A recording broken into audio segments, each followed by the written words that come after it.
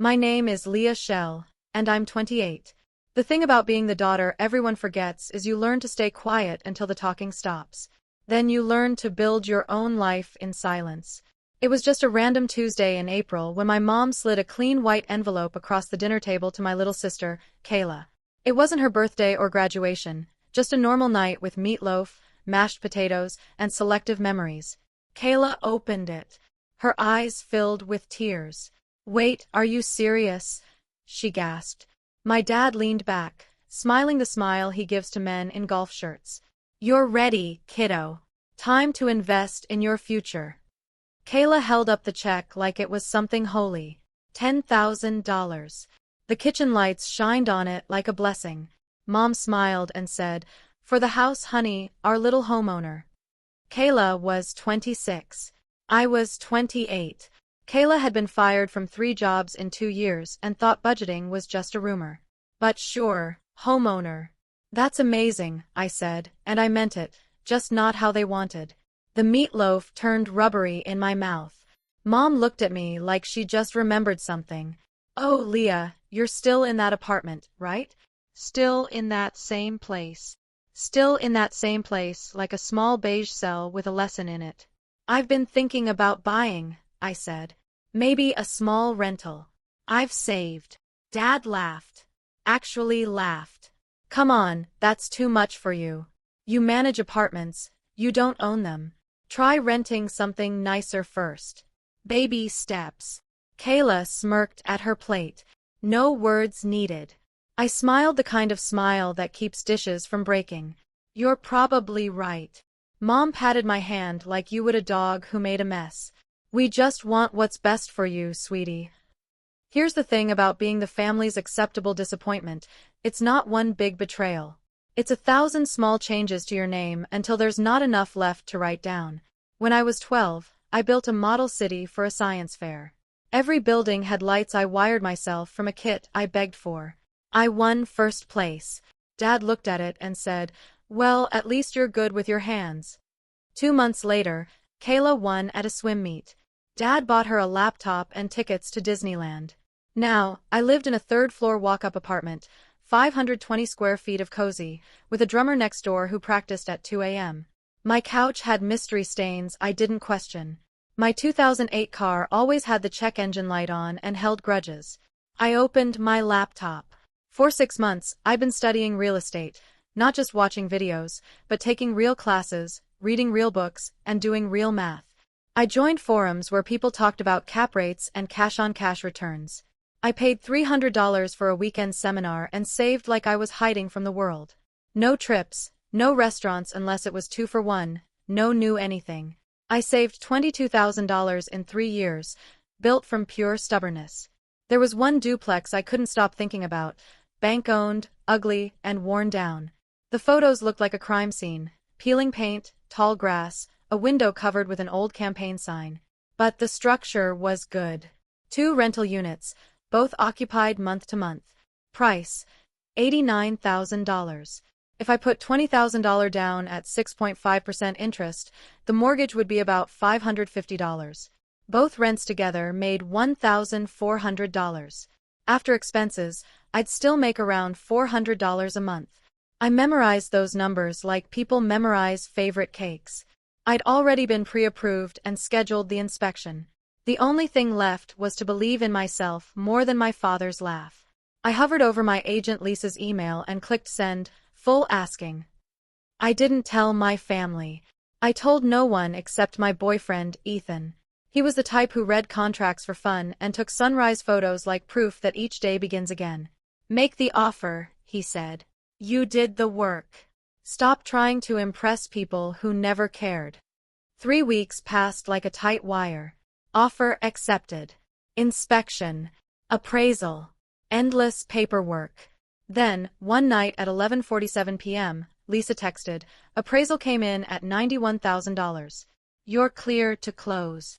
I looked up at my ceiling and whispered, "We're doing this." Closing day smelled like old coffee and pencil lead. The title officer, Margaret, spoke like a librarian in a thunderstorm.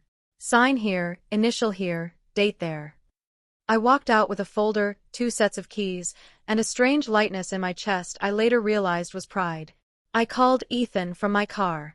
"It's done," he shouted. "Shell, you did it. Take the picture." I drove to the duplex and lifted my keys, paint flakes falling from the walls like sad confetti. I almost sent the photo to my family group chat. Almost posted it. Then I heard my dad's baby steps echo in my head, and deleted it. Not yet. Maybe never. The tenant in Unit A, Maria, opened the door with a careful smile. "You must be Shell, the new landlord." The new landlord. The words made my knees weak. "Call me Leah," I said. "I'm starting with your bathroom sink." The last owner had fixed the garbage disposal by unplugging it and pretending it was fine. The sink dripped, slowly but surely, like patience itself. I learned 3 things before noon. A quick 15-minute repair only works in a world where gaskets never lie.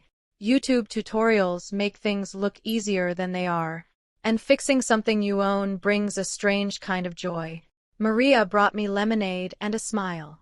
"You actually showed up," she said. "The last owner never did." "I said I would," I replied, and watched how those words changed the air between us. A small thing, but steady like a tiny flame. I drove home tired, dirty, and holding a $240 hardware receipt.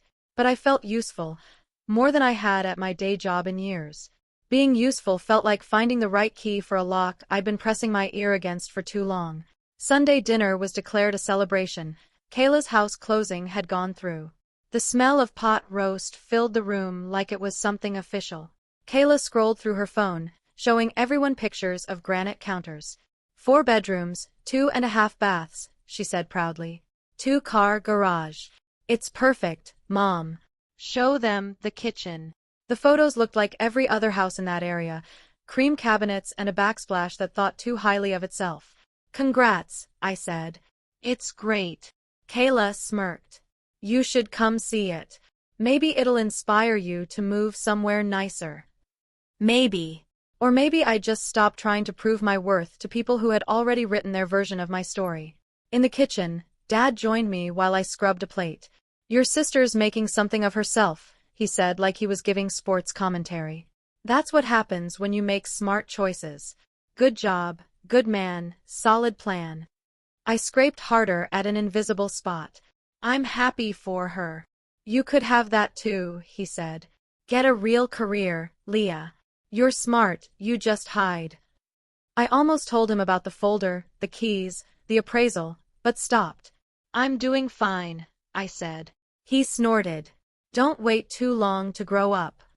When he left, I rinsed the plate and made a new decision. I wanted another property. I would find it and do it before anyone thought to question if I was ready. That night, I lay in bed and felt the duplex deep inside me, like a new language I was finally learning. Ethan texted me a photo of a sunrise he'd taken the day before. The edge of the sky was on fire, turning everything below into shadows. "Tomorrow's just a door," he wrote. "You're already holding the key." In the following months, I became the woman who woke before her alarm. The woman who checked house listings at breakfast, at red lights, and between breaths. The woman who kept a tool bag in her car because she knew how strong she felt after fixing something herself. My family celebrated Kayla for discovering backsplashes. They asked me about work like they were trying to remember the name of a neighbor they'd met once. When Mom patted my hand with soft pity, the old ache returned, but it faded fast, because I knew something she didn't. I was building something real, and this time the plans were mine. The thing about living a double life isn't about lying, it's about protecting yourself. By day, I was still the careful older daughter who never took risks. By night, I was scrolling Zillow, Redfin, and foreclosure listings like they were prayer books. By July, my first duplex was running smoothly. The tenants paid on time, and Maria brought me tamales as thank you gifts. Every month, I moved the extra profit into a savings account labeled Roof Fund. That account became my quiet trophy. Each time I saw the balance grow, steady like a heartbeat, I felt more alive than I ever did at those family dinners. But secrets hum under the surface. Ethan noticed first. "You've been somewhere else lately," he said one night, leaning on my counter as I cooked stir-fry from the discount produce bin. "Not bad, just focused." I'm planning the next move, I said. Another property, better deal this time. He smiled, not in doubt, but with belief. I figured. You've got that look again, like you're about to build something new. He wasn't wrong.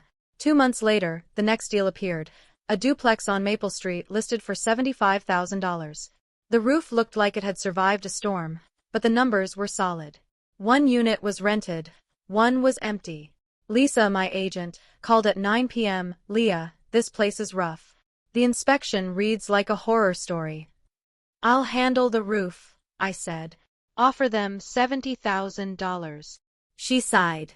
Most people buy one property and wait a few years. I'm not most people. The offer went through at $72,000. I borrowed from my roof fund, took a small loan against the first duplex, and closed by November. When the keys touched my hand this time, I didn't cry. I just smiled, quiet, calm, like someone who had finally understood her own strength. The first week, I spent cleaning mildew, replacing old fixtures, and painting until my arms hurt. Ethan came by with coffee and pizza.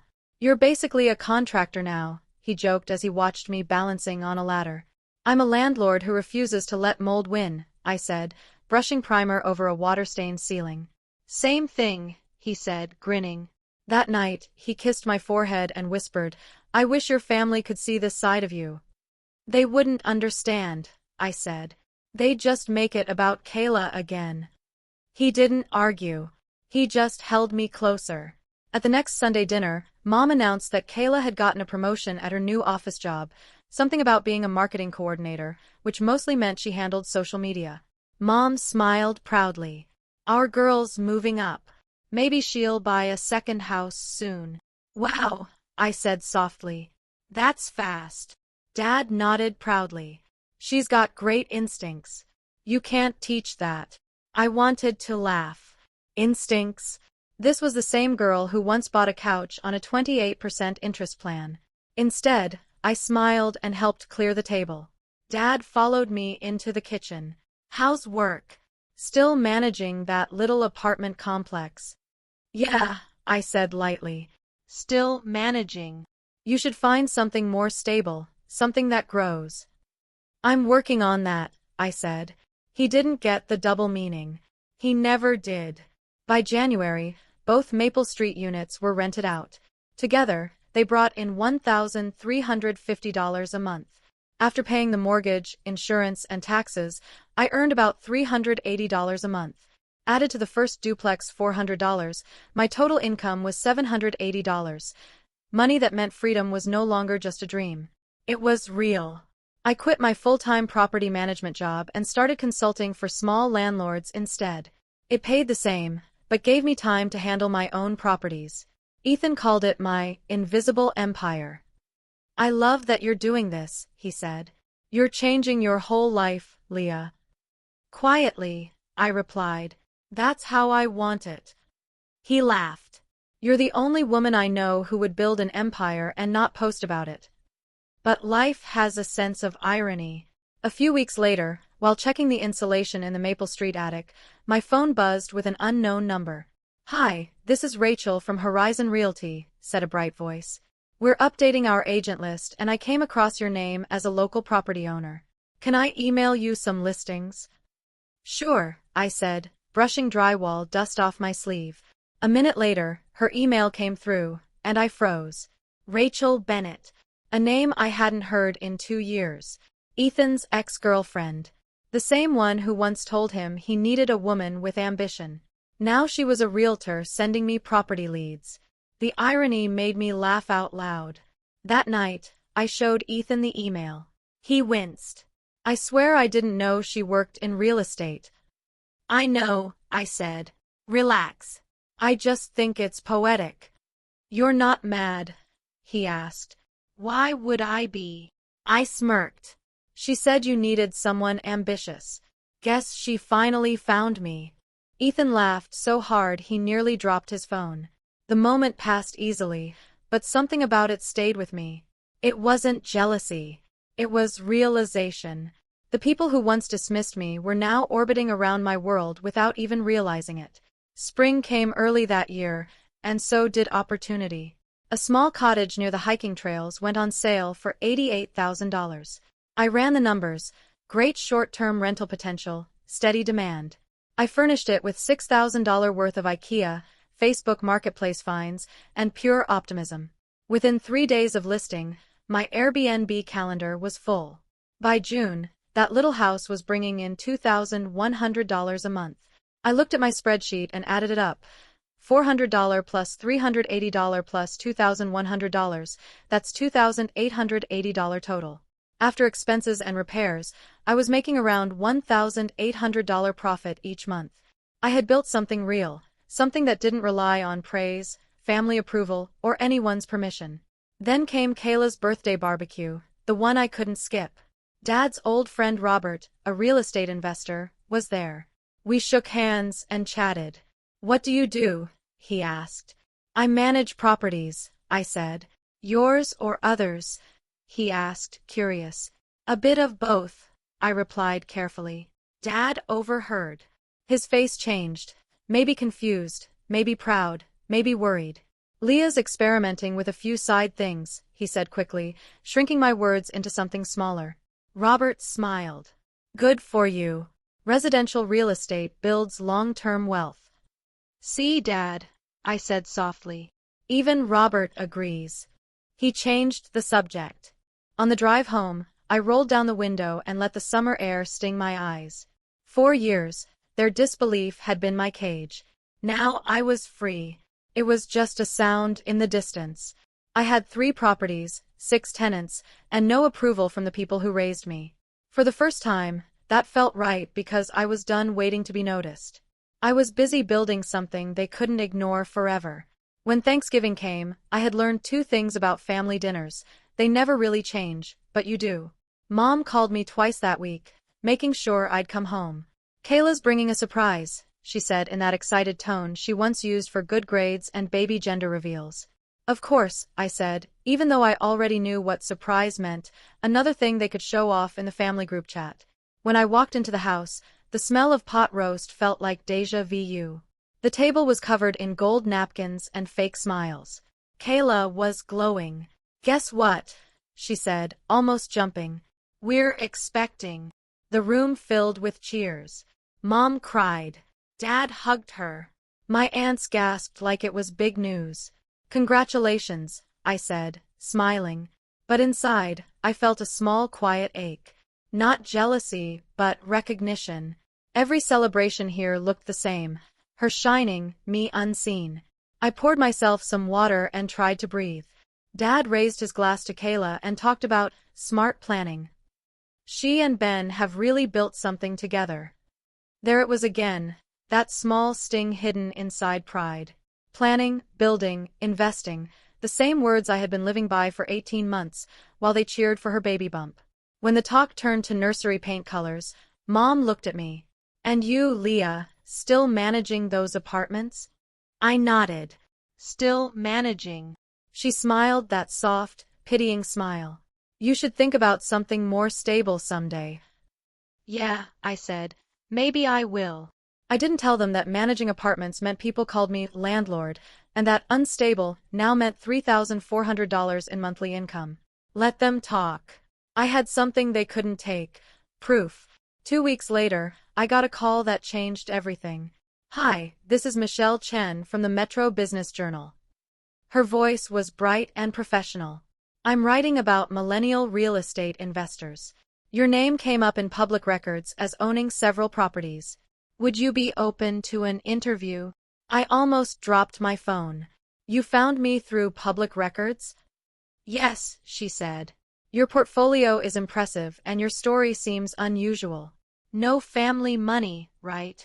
"None," I said carefully. She laughed softly. "That's exactly the kind of story our readers love, self-made, under the radar." For a second, I hesitated. My first thought was to hide, to protect what I'd built from the people who once mocked it. But then something inside me whispered, "No more hiding." "Sure," I said. "Let's do it." We met at a cafe downtown. She was younger than I expected, maybe early 30s, with ink-stained fingers and an old notebook. "So, Leah," she said, clicking her pen. Tell me how it all started. I told her everything.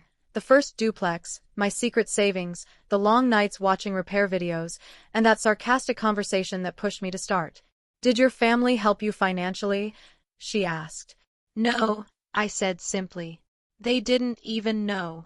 She looked up, surprised. They still don't. I smiled. Not yet. What made you keep it secret? I thought about Dad's laughter, Mom's pity, and Kayla's constant praise.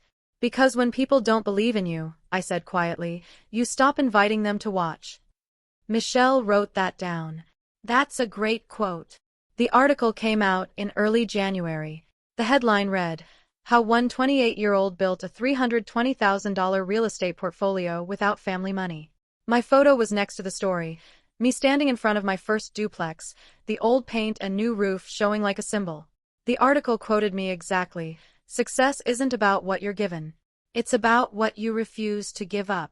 I read it 3 times, smiling and shaking at the same time. I hadn't realized how much I needed someone to finally see me. Ethan called first. Leah, you're famous, he said, laughing. You're incredible. They finally see what I've known all along. But he wasn't the only one. By noon, my phone wouldn't stop buzzing. A text from Mom. Someone sent me an article about you. Is this real? Before I could reply, Dad called. Leah, he said sharply. You own 4 properties? Yes. Since when? Since the year you told me it was too hard. Silence. Then a deep breath. We need to talk. Sunday dinner. Be here. The group chat exploded next. Kayla, wait, what? You're a landlord. Mom, Leah, we're proud but confused. Dad, call me. Cousin Jessica, girl, you're in the paper. I watched the messages flood in like waves hitting a beach I hadn't visited in years. Then I typed one reply. It's all real. I built it myself. No help, no shortcuts, just work. For the first time, the chat went silent. That Sunday, I went to my parents' house with my heart pounding. This time, I didn't bring wine. I brought truth. Mom opened the door, eyes red, voice shaking. Leah! She hugged me tightly, like trying to make up for all the years she hadn't.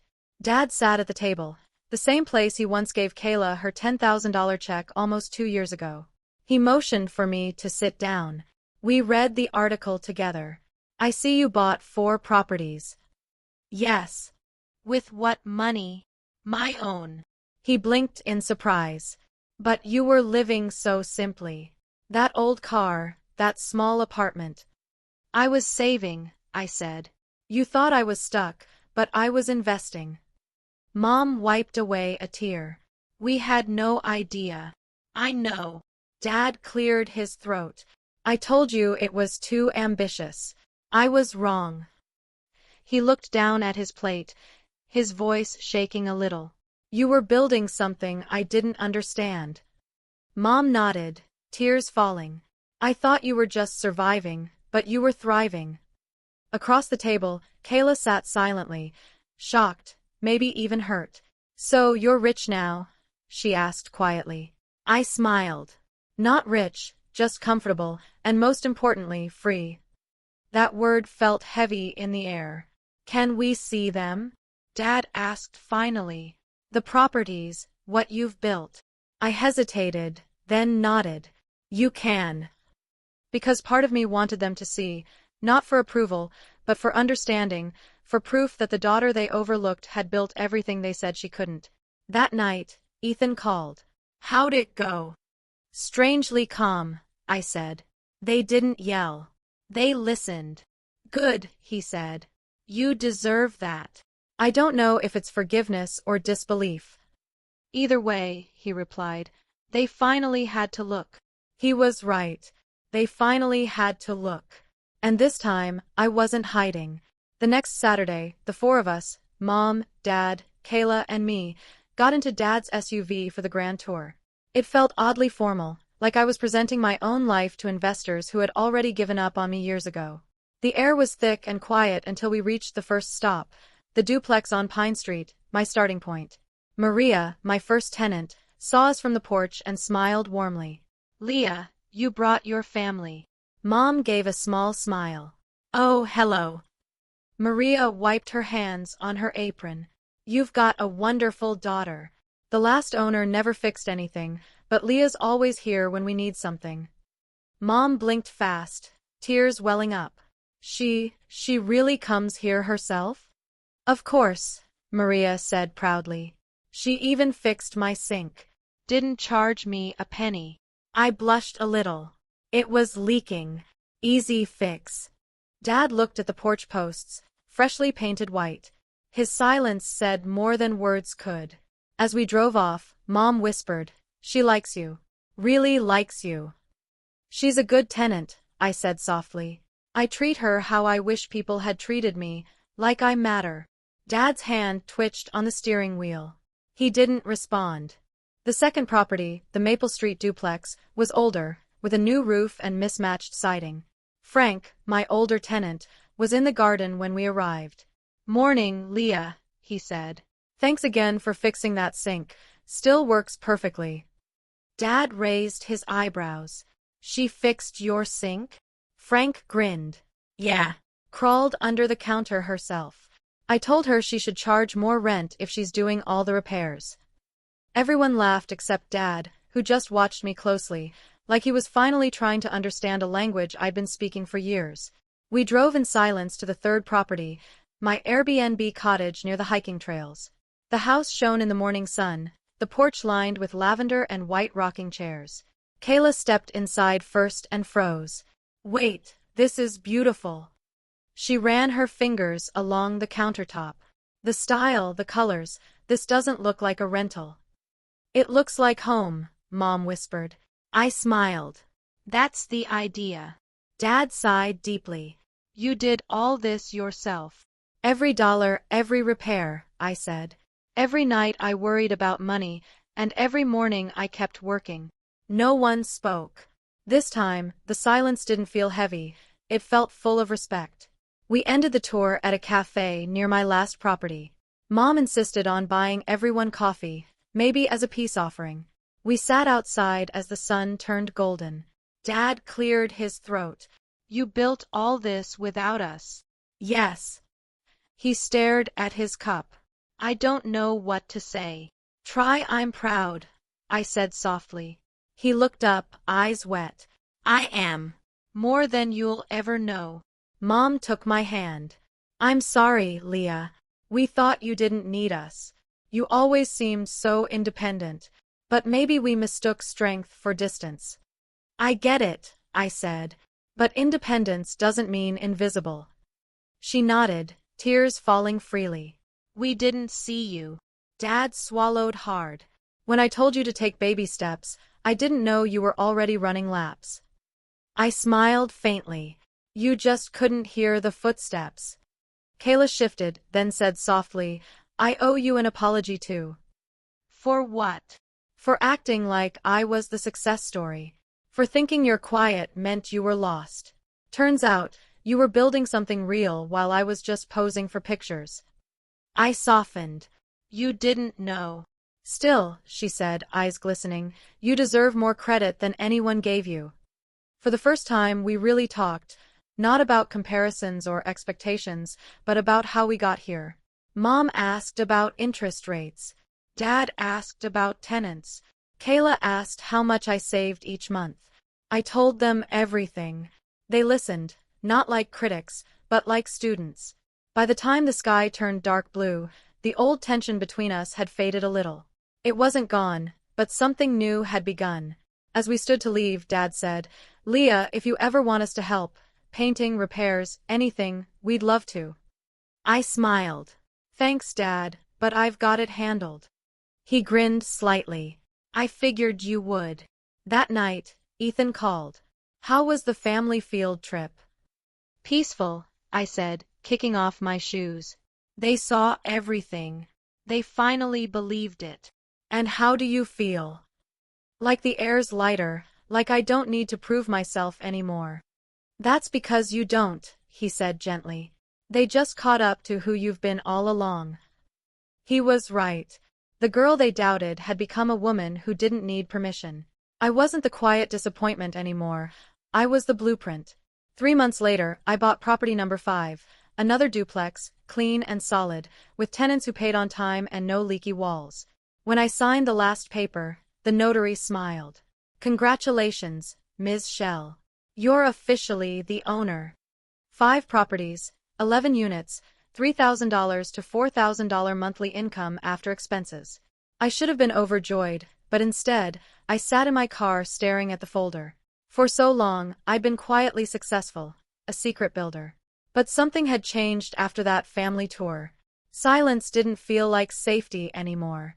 It felt like hiding. So that night, I did what I'd sworn I never would. I went public. I took a photo in front of the new duplex, keys in hand, sunlight shining on the window. I opened Instagram and typed slowly, property number 5. Started with nothing but a dream and savings. No family money. No shortcuts. Just work and time. If you think you can't do it because you don't have help, you're wrong. Start anyway. I hit post before I could change my mind. Within an hour, the likes poured in. Old classmates, co-workers, strangers, all commenting wow, and teach me how. Then one comment stopped me cold. Mom, so proud of you, sweetheart. Always have been, even when I didn't show it right. Love you. I stared at it for a long time, tears in my eyes. Not because it erased the past, but because it admitted it. Later, Ethan called. You really did it. You stopped hiding. I laughed softly. Yeah. Took me 5 properties to find my voice. And it feels good. Scary, but good. He smiled. I could hear it in his voice. You've always built quietly, but now you're showing people that quiet doesn't mean small. That line stayed with me. Quiet doesn't mean small. 2 days later, Dad called. Your mom and I want to take you to dinner, he said. Celebrate properly. Your choice. A year ago, I would have thought there was a catch. Now I just smiled. Sure, Dad. That sounds nice. We met at a downtown restaurant. White tablecloths, candles, the kind of place with no prices on the menu. Dad wore his favorite jacket. Mom looked like she'd spent all afternoon getting ready. When the waiter left, Dad cleared his throat. We're proud of you, Leah. Really proud. You've built something real. I smiled. Thanks. I didn't do it to prove you wrong, but I won't pretend it didn't feel good when I did. Mom laughed through tears. Fair enough. Dad leaned forward. You taught us something. What's that? That success doesn't always make noise. Sometimes it just builds. I swallowed hard, holding back tears. That's all I ever wanted you to see. Mom took my hand. We see you now. Truly. After dinner, I drove to my first property on Pine Street. The porch light glowed softly, like an old friend waiting. I sat on the steps, looking at the duplex, the cracked sidewalk, the mismatched paint, the windows I'd replaced one by one. It wasn't perfect, but it was mine. Every splinter, every long night, every tear at those family dinners had built this moment. My phone buzzed, a text from Ethan. You realize you've become the person you needed when you were 22? I smiled. He was right. I had become my own proof. As the night breeze touched my face, I thought of the girl I once was, the one who sat at that table, swallowing disappointment and pretending it tasted like patience. She would never have believed that one day her father would ask her advice, that her mother would say, I'm proud of you, with tears in her eyes, that her quiet story would end not in applause, but in peace. Because peace, I realized, is the loudest victory of all. I looked up at that first house, chipped paint and all, and whispered, Thank you for not giving up on me. The porch light flickered once, like it was nodding back. And for the first time, I didn't feel like the forgotten daughter. I felt like someone who had finally built a life and a name that could never be ignored.